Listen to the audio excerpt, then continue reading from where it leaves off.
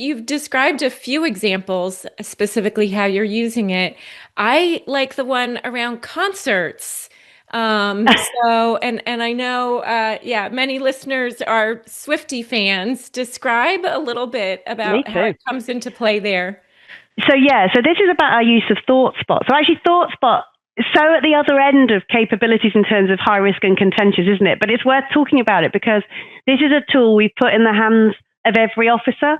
So if an officer wants to start being able to do their own searches, creating their own sort of planners, thinking about doing their own trend analysis essentially of crime data, which is great, isn't it? I mean, that's just exactly how you want ThoughtSpot to be used. Every officer has access to that, but you always get your kind of innovators. So this is really interesting. So this is a guy, a sergeant in our kind of Met operational planning, had been looking at actually where were crimes, how much crime and what crimes were taking place around the Taylor Swift Eras tour, to be able to not just understand what happened, did we get our policing plan right for that event, but also to then go, okay, so what's the security, police presence, and preventative effort look like for the next up and coming concert? So like Dua Lipa, for instance, like Yeah. what should that look like? So it's almost become part of the planning.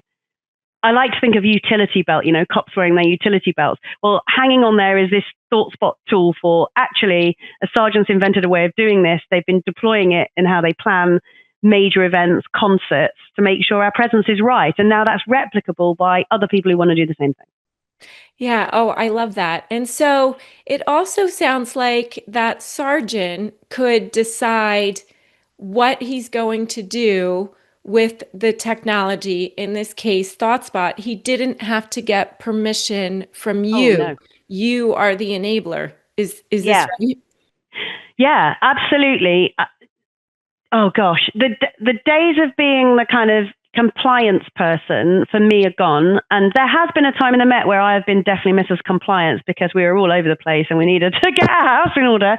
But now it's about going, what are the tools that really matter to the front line? What are we prepared to sanction broad brush in terms of guardrail? Put the guardrails around it and then go and let them play. And the key safely in data we've approved that they can use, and then let them tell us how they're using that capability. And there's this big feedback loop so that if someone does something well and it's replicable in other areas, then we can talk to other parts of the Met, because it's huge, guys. Talk to other parts of the Met about how they can deploy that. So yeah, the tool is in the hands of the cops. All we control is use, data, the data sets that go into it, and then where they can publish and what they can host externally. But internally, the world's their oyster.